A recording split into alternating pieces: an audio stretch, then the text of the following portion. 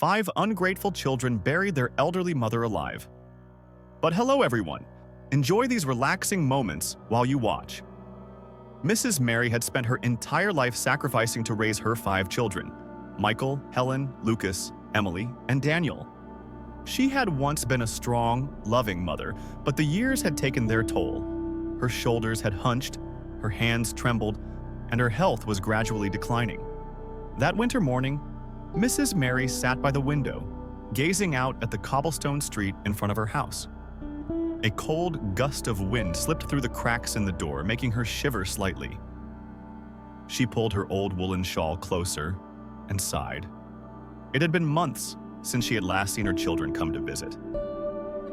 A knock on the door echoed through the house. "Mrs. Mary!" a cheerful voice called out. Mrs. Mary struggled to her feet and walked over to open the door. It was Rose, the young neighbor, holding a basket of freshly baked bread. "I brought you some bread. I just finished baking it this morning," Rose said with a warm smile. Mrs. Mary gave her a faint smile. "Thank you, dear Rose. You're always so kind." Rose set the basket on the table and pulled out a chair.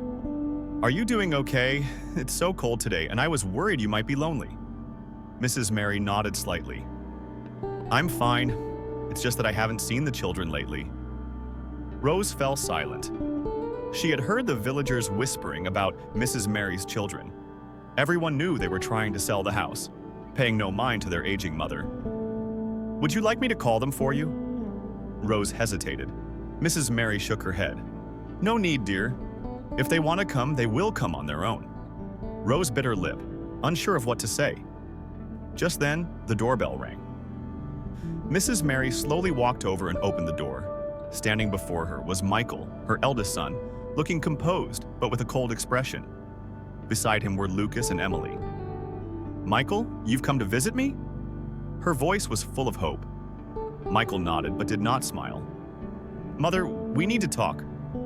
They stepped inside and sat at the table. Rose quietly stood up, bowed slightly to Mrs. Mary, and left. Michael rested his arms on the table and spoke in an even tone. "Mother, we've talked it over. It's not safe for you to live alone like this. Your health is declining, so it would be best for you to move into a nursing home." Mrs. Mary was stunned. "A nursing home?" Lucas spoke next, his tone gentler. "Yes, Mother. There will be doctors and caretakers there. You won't have to worry about anything." Emily nodded. "That's right, Mom. It's too cold and lonely here. We're just worried about you." Mrs. Mary looked at her children, searching for sincerity in their words, but as her heart sank, she realized this wasn't concern. It was rejection. "I don't want to go anywhere," her voice trembled. Michael sighed. "Mother, you can't live alone forever, but this is my home." Michael leaned back in his chair, crossing his arms. "You won't be around much longer, so why should we have to carry this burden indefinitely?" A sharp pain pierced Mrs. Mary's heart. The children she had once cradled and for whom she had sacrificed everything now saw her as nothing more than a burden. "Am I really just a burden to you?" Lucas lowered his gaze. Emily avoided her mother's eyes. Only Michael remained cold and indifferent.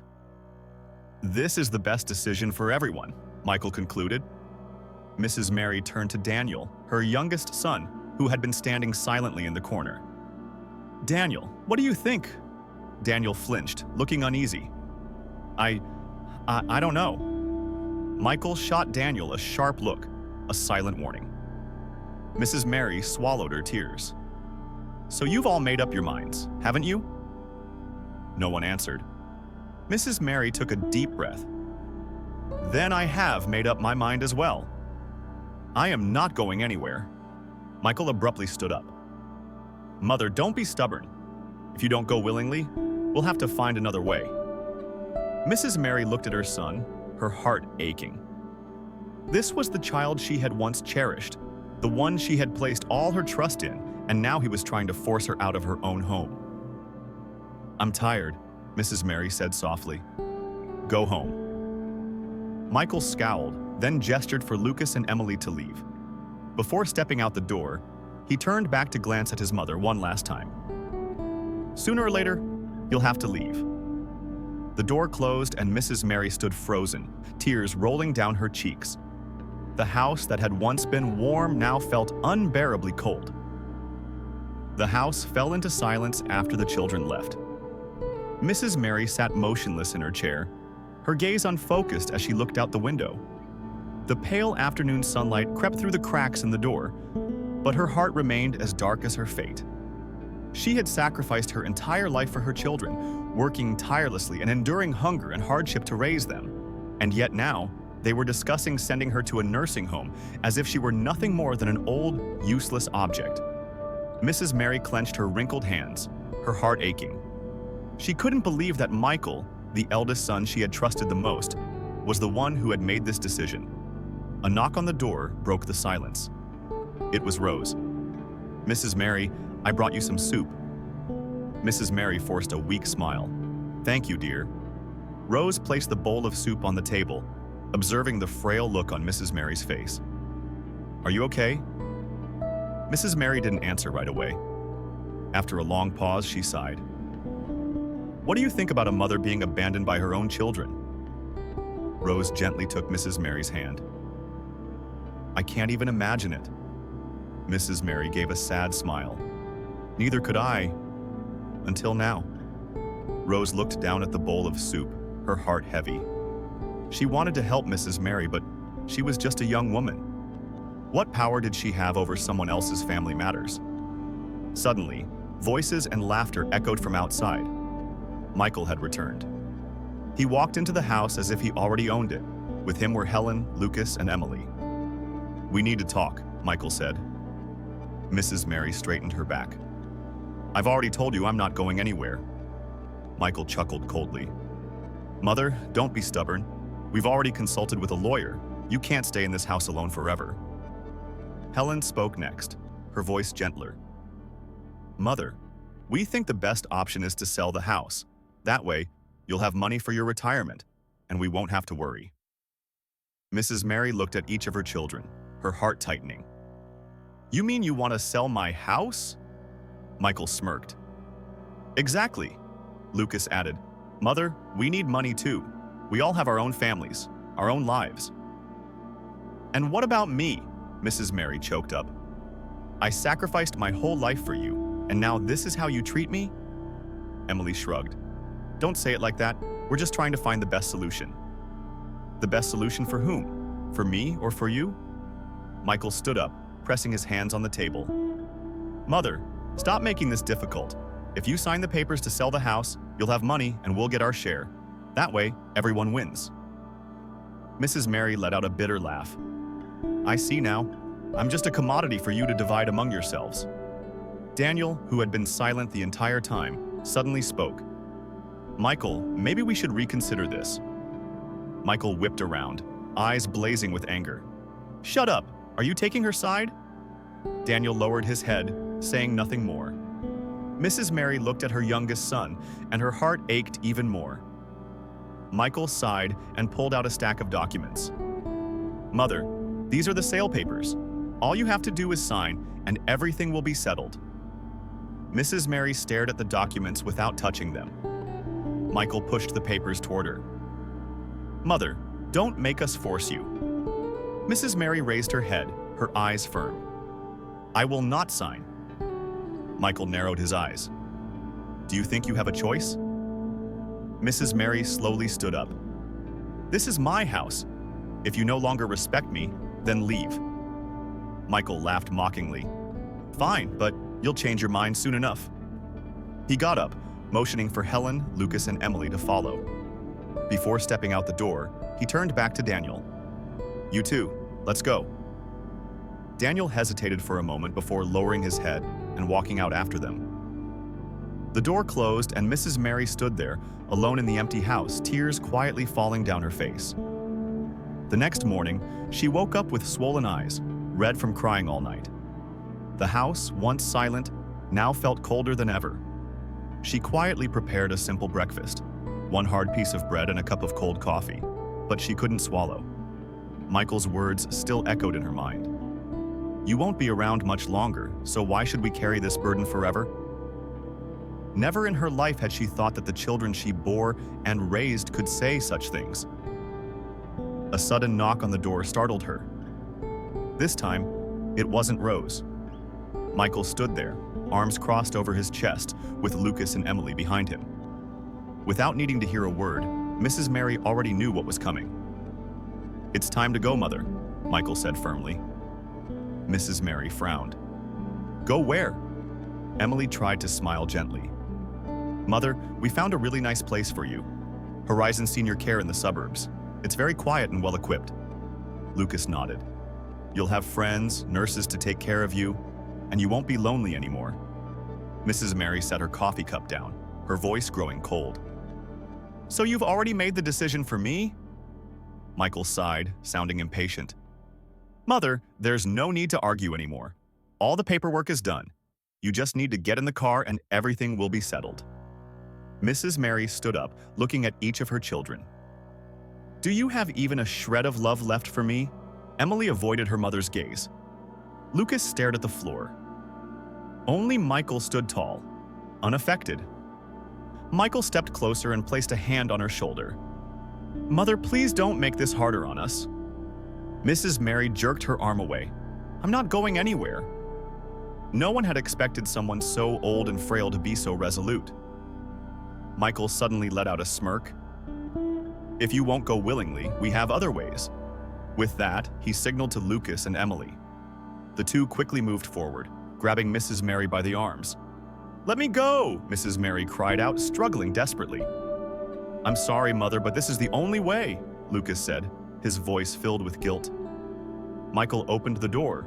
A car was already waiting outside. "Stop resisting. You'll feel better once you're there." But Mrs. Mary didn't believe him. Her trembling hands clung tightly to the doorframe. "I'm begging you, don't do this." Michael ignored her and pulled her away forcefully. "Mother, it's just for a little while. You'll get used to it," Emily said, but even she couldn't look her mother in the eye. They shoved her into the car and slammed the door shut. Mrs. Mary burst into tears, but her tears did nothing to stop Michael. The car sped away, leaving behind the home she had lived in her entire life. About an hour later, the car came to a stop.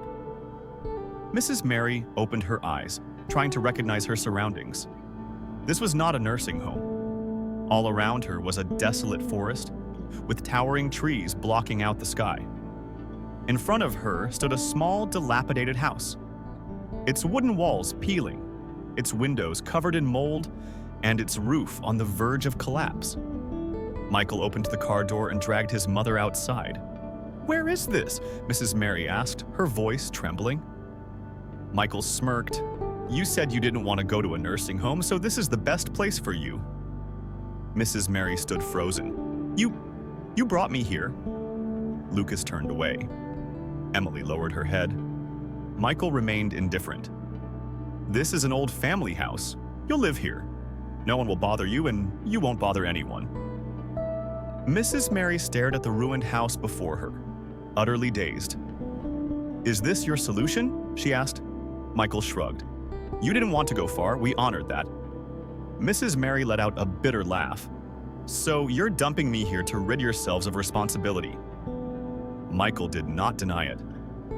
Lucas muttered, "Mother, you'll be fine. It's peaceful here. No one will disturb you." Emily handed Mrs. Mary a small bag. "There's food in here. If you need anything, just call us." Mrs. Mary took the bag, her hands trembling. "Really? If I call, will you come?" No one answered. Finally, Michael patted Lucas and Emily on the back. "Let's go." They turned and walked toward the car. "I hope you all have happy lives," Mrs. Mary said, her voice heavy with sorrow. No one looked back.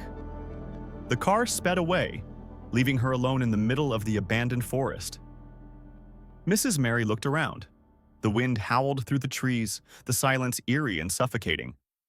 She opened the door to the house, and a stench of mold hit her, making her cough violently.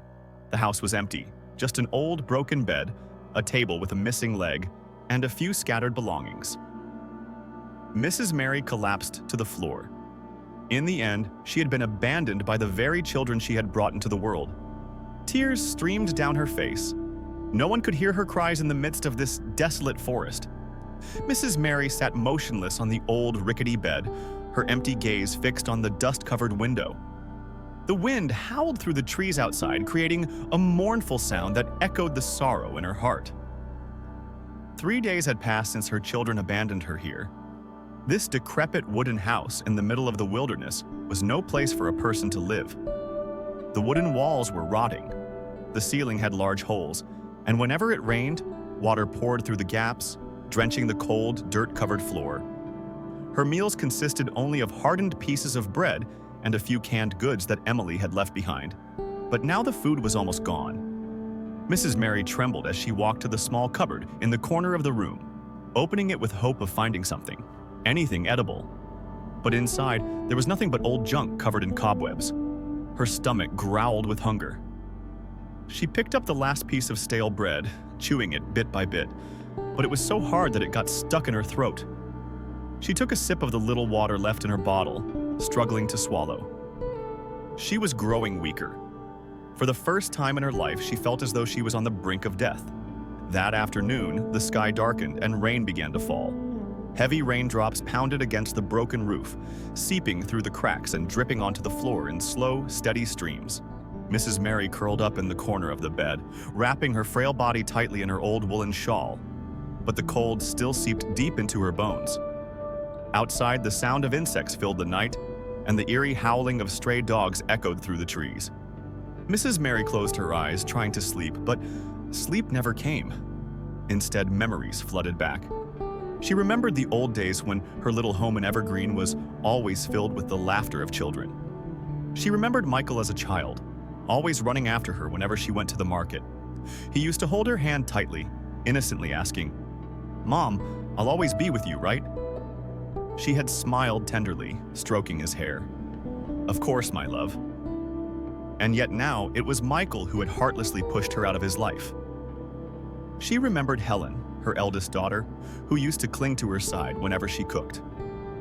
As a little girl, Helen would hug her tightly before bed, whispering, "Mom, I love you more than anything in the world." But now, Helen had joined Michael in taking away the home she had built. She remembered Lucas, Emily, and Daniel, but now they had all abandoned her. Tears streamed down her face. The next morning, Mrs. Mary woke up with a sharp pain in her back. The old, stiff mattress was too hard to make it impossible for her to sleep well. She looked out the window. The faint morning sunlight filtered through the trees, but it was not enough to warm her. She needed to find water. With what little strength she had left, she slowly stood up, draped a thin knitted sweater over her frail body, and stepped outside. The ground was slippery after the rain from the night before. Mrs. Mary carefully stepped forward, navigating through the muddy path, searching for a water source. In the distance, she spotted a small stream flowing through the forest. She forced her aching legs to move, each step sending sharp pain through her knees. Eventually, she reached the stream. She bent down, cupping her trembling hands to scoop up the water and drink. The cool liquid soothed her dry throat, but she had no container to bring any back. Mrs. Mary looked around, hoping to find something useful, but all she saw were rocks and broken branches. She sighed and continued to drag herself back to the abandoned house. That afternoon, as she sat huddled in the corner of the room, a familiar sound echoed from outside. The sound of a car. Mrs. Mary flinched, her heart pounding fast. Had her children come back? The old wooden door shook as someone knocked firmly. Her hands trembled as she reached for the doorknob and slowly opened the door. It wasn't Michael. It wasn't Lucas. It wasn't Emily. It was Daniel. Her youngest son stood there, his posture uneasy, his eyes filled with hesitation. "Daniel," Mrs. Mary choked up. Daniel looked at his mother, then glanced around at the dilapidated house. He swallowed hard, his voice barely above a whisper. "Mother, are you okay?" Mrs. Mary looked at him, unsure whether to feel relieved or heartbroken. "I think you already know the answer." Daniel lowered his head. "I'm sorry." Mrs. Mary studied him for a long moment. "Do you truly feel remorseful?" Daniel clenched his fists. "Mother, I never wanted this to happen, but Michael, he forced me." "Did Michael hold a knife to your throat?" Silence. Mrs. Mary shook her head slightly. You stayed silent while they abandoned me, so why are you here now? Daniel bit his lip. I just wanted to see if you were okay. Mrs. Mary let out a laugh, but it was a laugh full of pain. Would you feel relieved if I were dead? Daniel shook his head violently. No, Mother, don't say that. Mrs. Mary's voice turned cold. If you truly cared, you wouldn't have let this happen. Daniel said nothing. He stood there, lost for words. At last, he sighed. Mother, I can't go against Michael, but I'll try. I'll find a way to help you. Mrs. Mary looked at him, her heart heavy. Did he truly want to help, or was this just the last shred of guilt gnawing at his conscience? Either way, she no longer believed in empty promises. She turned away and stepped back into the house. Go home. Daniel stood motionless for a long time. Finally, he sighed, turned around, got into his car, and drove away. Mrs. Mary sat down, her gaze distant. She no longer expected anything. She knew she was truly alone. Daniel's car disappeared into the distance, leaving behind a thin veil of dust on the dirt road leading into the forest. Mrs. Mary remained seated on the doorstep, watching quietly. Her breathing was heavy, not from exhaustion, but from a heart that had grown too weary. Daniel had come, and yet he had left again, as if his presence had been nothing more than a fleeting breeze. Too weak to soothe the pain buried deep within her, Mrs. Mary let out a bitter smile. Perhaps he had only come to ease his guilty conscience, to convince himself that he wasn't completely ungrateful. But in the end, all he left her with was a vague promise, a whisper of false hope. She expected nothing anymore. Daniel drove back to town with a heavy heart. He gripped the steering wheel tightly, his mind replaying the image of Mrs. Mary huddled in that cold, desolate house. His mother's eyes, once filled with warmth and love, were now clouded with sorrow and disappointment. He had never felt guilt like this before. He wasn't the mastermind, but he had been silent. He had let Michael take control, allowing selfish people like Lucas and Emily to decide their mother's fate. He hadn't spoken up. He hadn't stood by her side. He was a coward. When he arrived home, Daniel turned off the engine but didn't step out. He sat there in the darkness, his mind blank. His phone vibrated in his pocket. He pulled it out and glanced at the screen. Michael. Daniel frowned, hesitating for a moment, then pressed the answer button. What do you want? His voice was dry. I want to know what you did. Michael's voice was sharp. Daniel clenched his jaw. I didn't do anything. Then why did you go see that old woman? Daniel bit his lip. She's still our mother? Michael let out a scornful laugh. She's old. She's useless. We don't need to be with her anymore. I thought you understood that. She's the one who gave birth to us, Daniel snapped. She's also the one who could ruin everything if she keeps being stubborn, Michael replied coldly. I've already warned you. Don't do anything stupid. Daniel clenched his fists. What do you think she can even do? There was silence on the other end for a moment before Michael let out a low chuckle. She won't do anything because she has no one left. Daniel felt his chest tighten. He hung up. The next morning, Daniel woke up feeling drained. He had barely slept. His mother's image haunted him. He decided to go out for a walk. He wandered aimlessly through the streets of town without direction, without purpose, until he found himself standing in front of the small cafe he often visited. He pushed open the door, ordered a black coffee, and sat down in a corner. A few minutes later, a familiar voice spoke near his ear. Daniel! He looked up. It was Rose, his mother's neighbor. Rose pulled out a chair and sat across from him, her gaze sharp with scrutiny. Last night I saw your car parked outside that house in the forest. Daniel didn't answer right away. He stared down at his cup of coffee, stirring it absent-mindedly. Rose continued. Did you go to see her? Daniel nodded but said nothing. Rose sighed. Is she okay? Daniel looked up, conflict swirling in his eyes. What do you think? Rose pressed her lips together. You know she's not okay. If you have any conscience left, you won't let this continue. Daniel let out a bitter chuckle. And what do you think I can do? Take her back, Rose said instantly, without hesitation. Daniel shook his head. It's not that simple. If I do that, Michael won't let it go. Rose raised an eyebrow. So you fear Michael more than you fear your own guilt? Daniel was at a loss for words. Rose shook her head and stood up. You can ignore it, but I won't. Daniel watched her walk away, feeling something burn inside him. He knew Rose was right. He knew he couldn't keep being a coward, but he had no idea how to stand up to Michael. At the abandoned house, Mrs. Mary was growing visibly weaker. Her breathing was labored and her legs trembled every time she tried to stand. Her body could no longer endure the hunger, the cold, and the relentless loneliness. She struggled to step outside, hoping to find even the smallest bit of food or water, but as soon as she reached the doorstep, dizziness overtook her. The world blurred before her eyes. Mrs. Mary collapsed onto the cold ground, darkness swallowing everything. She didn't know if she would ever open her eyes again. Dusk fell, and the last golden rays of sunlight disappeared behind the towering trees. The wind howled through the forest, carrying a bitter chill that seeped through every crack in the dilapidated wooden house. Mrs. Mary lay motionless on the cold ground, her breaths weak and shallow.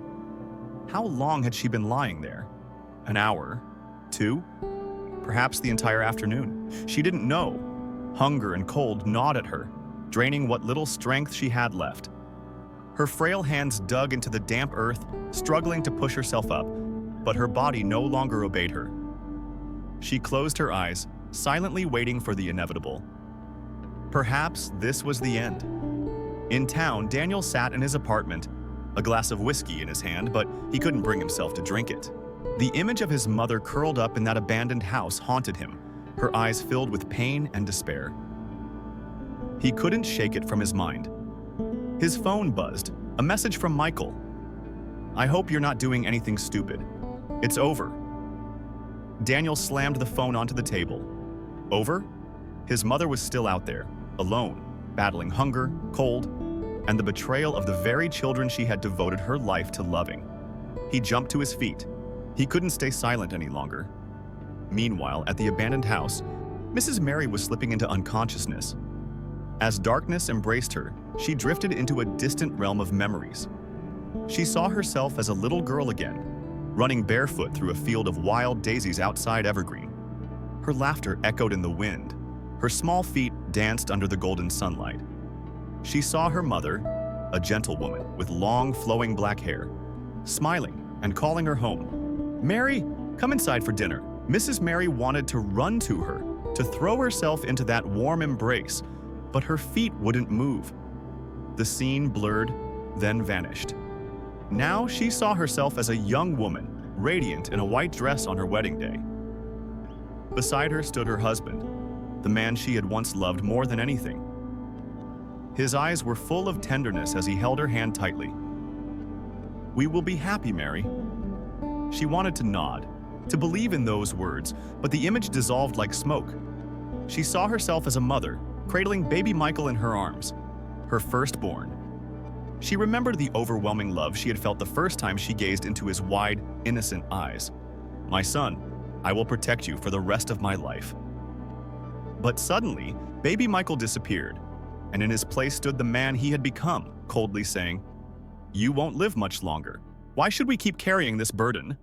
Mrs. Mary's eyes snapped open. A strong gust of wind blew past, rustling the dead branches that scraped against the broken roof. She blinked, pain radiating through every inch of her body. No, she couldn't die here. She wouldn't let those ungrateful children get what they wanted. Gritting her teeth, she forced every last bit of strength into her limbs, crawling back inside the house. With great effort, she pushed herself up, leaning against the decaying wooden wall. Her eyes were dry. She refused to die. If fate had condemned her to suffering, then she would endure it. She would not surrender. Late at night, Daniel drove through the dark forest road, his heart burning with anxiety. He didn't know if he would make it in time. He didn't know if his mother was still alive. But he could no longer stand still. When his car screeched to a stop in front of the abandoned house, Daniel jumped out without hesitation. Inside, there were no lights. Mom! He called out. No answer. His chest tightened. He rushed inside, his eyes scanning the room frantically.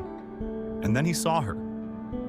Mrs. Mary was sitting against the wall, her gaze empty. Daniel ran to her, dropping to his knees. "Mom, can you hear me?" Slowly, Mrs. Mary turned her head to look at him.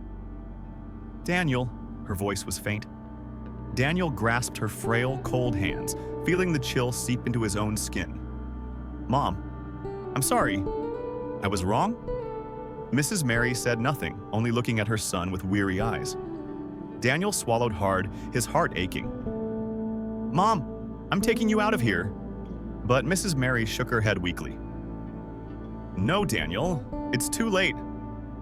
"No, it's not too late." Daniel tightened his grip. "Mom, please, I won't leave you here anymore." Mrs. Mary closed her eyes. "I don't believe in promises anymore." Daniel's heart shattered. He didn't know what else to say, but one thing he knew for certain. He would not let his mother die here. He would not stay silent any longer. Daniel clenched his teeth and lifted his mother into his arms. She was too light, too weak. He stepped outside, darkness swallowing them whole. He didn't know what would happen next, but he knew one thing. This time, he would not abandon his mother again. The abandoned house stood eerily in the cold night. No one remained inside. Only the wind howled through the trees like the mournful cries of a mother betrayed. Dawn approached, but the cold wind still swept through the forest, carrying the dampness of the night's rain. The ground was wet with puddles, and the sky remained overcast, refusing to let the sun break through. Daniel drove down the muddy road, his grip firm on the steering wheel. In the passenger seat, Mrs. Mary rested her head against the window, her eyes closed. Her breathing was shallow, and her wrinkled skin was pale from hunger and exhaustion. He didn't know what else to do except take her back to town. He should have done this sooner. He had been silent for too long. Daniel tried to steady himself, but every beat of his heart urged him to go faster. Suddenly, up ahead, a figure appeared in the middle of the road. Daniel slammed the brakes. The car jolted to a stop, barely avoiding the person standing there. The door flew open, and a startled voice called out, "My God!" "What's going on?" Daniel recognized her. Emma, a young woman from the village, stood there with a bundle of firewood slung over her shoulder. Her face was filled with concern as she looked at Daniel and then at Mrs. Mary inside the car. Daniel rushed out. "Emma, help me! My mother, she's not okay!" Emma hurried over, her eyes widening at the sight of Mrs. Mary. "Oh, dear Lord, what happened to her?" Daniel lowered his head, his voice hoarse. "I can't explain right now. I need help." Emma didn't hesitate. "Follow me. My house is close by. I'll help her." With no other choice, Daniel lifted his mother out of the car and followed Emma toward her small home. Emma lived in a warm house near the edge of the forest where she and her father, Mr. Peter, resided. Mr. Peter was a middle-aged man with a stern face but kind eyes. When he saw Emma leading Daniel and Mrs. Mary inside, he quickly stepped forward. "What's going on?" Emma replied. "Dad, help me." "She's completely exhausted. I think she was left to starve." Mr. Peter immediately helped Daniel place Mrs. Mary onto the couch near the fireplace. Emma hurried to bring warm water, gently pressing it to Mrs. Mary's lips. "Grandma, please try to drink a little. It will make you feel better." Mrs. Mary slowly opened her eyes, gazing weakly at the young girl. "Who are you?" Emma smiled gently. "I'm Emma, don't worry, you're safe now." Daniel stood nearby, his heart aching. "Mom, I'm sorry," he whispered. But Mrs. Mary simply closed her eyes, saying nothing. Mr. Peter observed everything, then turned to Daniel. "Tell me what happened." Daniel swallowed hard, shame filling his chest. "My siblings abandoned her in an old house in the middle of the forest. They didn't want to take care of her anymore." Emma gasped. "What? They just left her there?" Daniel nodded, his voice trembling. "And I didn't stop them." Mr. Peter clenched his fists. "Those heartless bastards!" Emma looked at Daniel, her expression a mix of anger and pity. "Do you even realize what she's been through? If you hadn't come in time, she could have died out there." Daniel lowered his head. unable to respond. Emma turned toward Mrs. Mary, her heart aching at the frail woman's state. "Grandma, do you have any other relatives I can help you contact?" Mrs. Mary slowly opened her eyes, her voice barely a whisper. "No, I only have them. Them, the very children who had abandoned her." Emma took a deep breath before turning to her father. "Dad, I can't let this go." Mr. Peter nodded. "You're right. We need to bring this to light." Daniel looked up, his eyes filled with uncertainty. "What do you mean?" Mr. Peter crossed his arms, his expression firm. "I'm a lawyer, and I won't let those ungrateful children get away with this." Daniel felt a chill run down his spine. He had failed to protect his mother, but now he couldn't ignore this any longer. He nodded. "I'll help you," Emma smiled. "Then we start tomorrow." She turned back to Mrs. Mary, gently holding her frail hands. "Grandma, you're not alone anymore." Mrs. Mary looked at her, and suddenly her eyes glistened with tears. For the first time in years, she felt like someone truly cared. She squeezed Emma's hand, a small glimmer of hope shining through the darkness that had consumed her life. She was no longer abandoned. The darkness had passed. The light had come. The next morning, the sky over Evergreen was clearer than it had been in a long time. Soft rays of sunlight filtered through Emma's window, warming the small but welcoming home. Mrs. Mary felt stronger after a night of care. For the first time in days, she felt a little peace in her heart. But she knew the nightmare wasn't over yet. Daniel sat at the dining table, his heart heavy. Across from him, Mr. Peter carefully reviewed legal documents and laws regarding elder abandonment. He set his pen down and looked straight at Daniel. "Are you ready to testify?" Daniel clenched his fists. "You mean sue them?" Mr. Peter nodded. "What your siblings did isn't just cruel, it's illegal under U.S. law. Abandoning an elderly parent without proper care can be prosecuted in court." Daniel swallowed hard. He had known this moment would come, but hearing it from a lawyer made it all the more real. He knew Michael wouldn't let this go, but he also couldn't let his mother suffer injustice any longer. He nodded firmly. "I'll do it." Emma smiled in satisfaction. "Good. Then let's get started right away." That afternoon, Mr. Peter went to meet Mayor John Charles, a highly respected figure in town. After hearing the full story, the mayor slammed his fist on the table in outrage. "They dared to do this to their own mother. This is a disgrace to the entire town." Mr. Peter nodded. "We need to make this public." The mayor stood up, his expression resolute. "I will help you bring this to the press. Everyone in Evergreen must know the truth."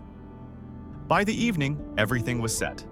A shocking news article was published on the town's news site. A mother abandoned by her own children, the heartbreaking story of Mrs. Mary. The article exposed the entire truth, from Michael and his siblings' scheming to sell the house to the heartless act of abandoning their own mother in an old, decaying house in the middle of the forest. The names of the ungrateful children were made public for the whole town to see. Within hours, the town was in an uproar. Households, shops, and public places buzzed with furious discussions. "Michael is a heartless monster. Helen and Emily are no better. How could they do this to their own mother? They need to be punished." Under immense public pressure, the police department quickly took action. An official summons was issued for Michael, Lucas, Emily, and Helen. Justice was now in motion. That evening, at a luxurious restaurant in the city, Michael was enjoying an extravagant dinner with business partners.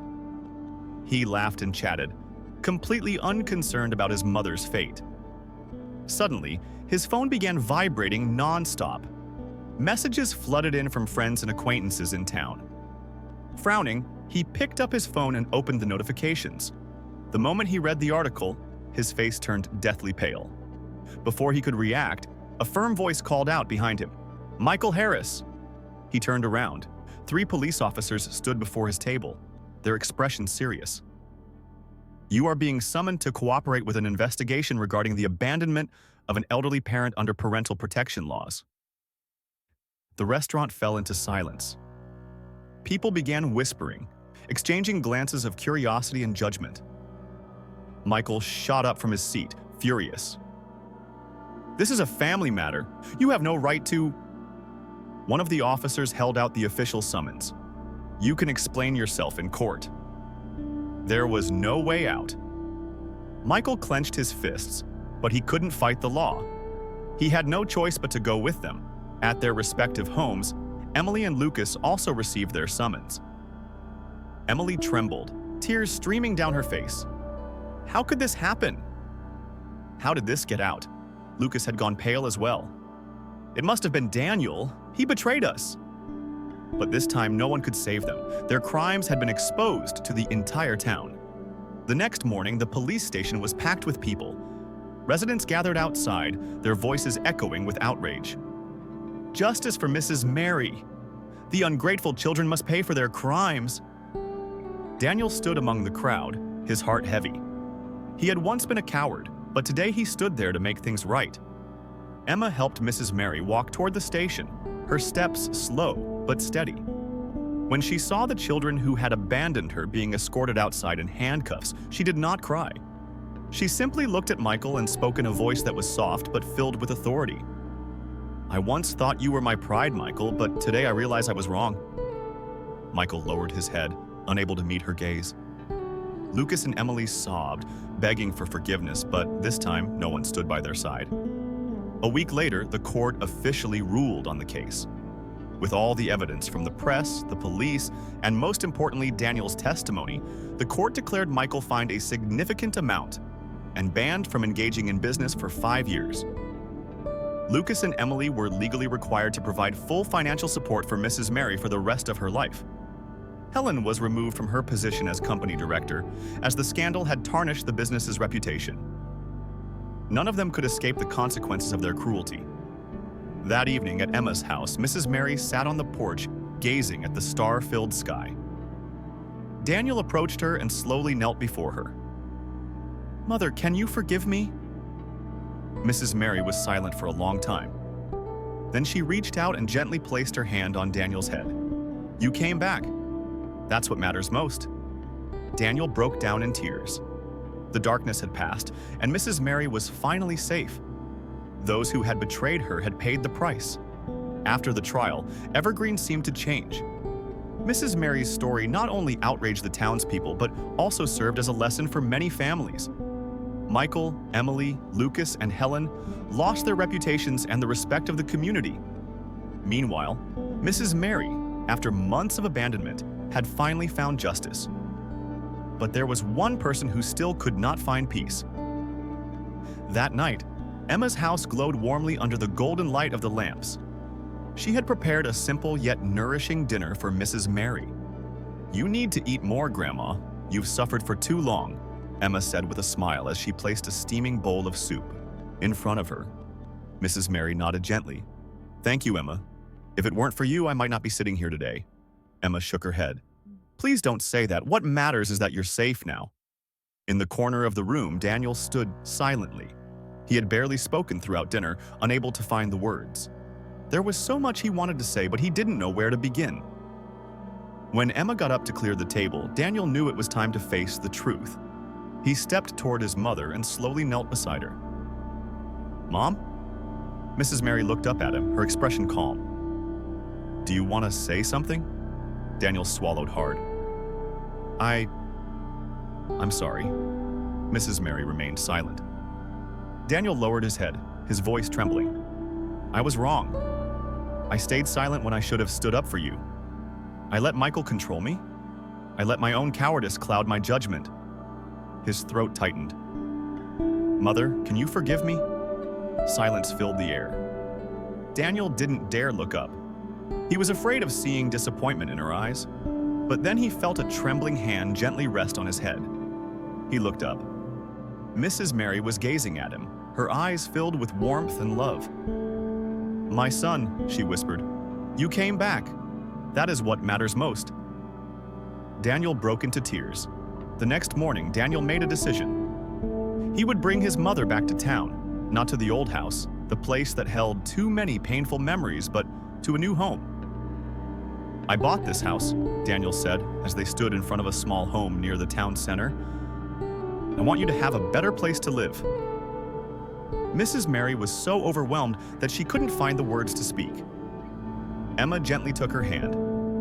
"I'll visit you often. You're not alone anymore." Daniel smiled.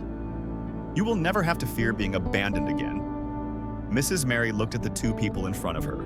One was the son she had once been most disappointed in, but who had now found his way back. The other was a young woman, once a stranger, who had saved her in her darkest moment. She held both their hands tightly, tears rolling down her cheeks. But this time, they were not tears of sorrow. They were tears of happiness. Meanwhile, Michael, Emily, Lucas, and Helen faced the harsh reality of their disgrace. The luxurious restaurant where Michael had once been a regular now refused to serve him. "We do not welcome ungrateful children," the owner said bluntly, leaving Michael humiliated as he was forced to leave. Lucas and Emily found themselves ostracized by their former friends. No one wanted to associate with them after the scandal. Helen was forced to resign, losing both her reputation and her status. They had lost everything, not just money, but also respect. This was the price they had to pay. A month later, Mrs. Mary sat on the porch of her new home, gazing toward the distant horizon. Daniel stepped outside, carrying a cup of hot tea. "Mother, it's cold." Mrs. Mary took it with a smile. "Thank you, son." They sat together in comfortable silence, enjoying a peace she had not known for a long time. Emma soon arrived, carrying a basket of cookies. "I made some cookies today. Would you like to try them?" Mrs. Mary beamed. "Of course, my dear." Emma's eyes widened. "Did you just call me mother?" Mrs. Mary smiled tenderly. "Because, to me, you have done things that not everyone could do." Emma was deeply moved and hugged her tightly. Daniel smiled, feeling a weight lift from his heart. At last, he had found a way to make amends. Mrs. Mary was no longer alone. Those who had betrayed her had faced justice, and in the end, light had triumphed over darkness. Mrs. Mary's story was a powerful lesson in filial piety, justice, and human kindness. It served as a reminder that parents are never a burden. They are the ones who have sacrificed everything to raise their children. Those who are ungrateful will ultimately face the consequences of their selfishness. At the same time, her story showed that while regret may come late, redemption is always possible. Most importantly, love and kindness can appear in the most unexpected places, just as Emma had shown Mrs. Mary when she needed it most. If you enjoyed this story, we invite you to give it a like and subscribe to our channel.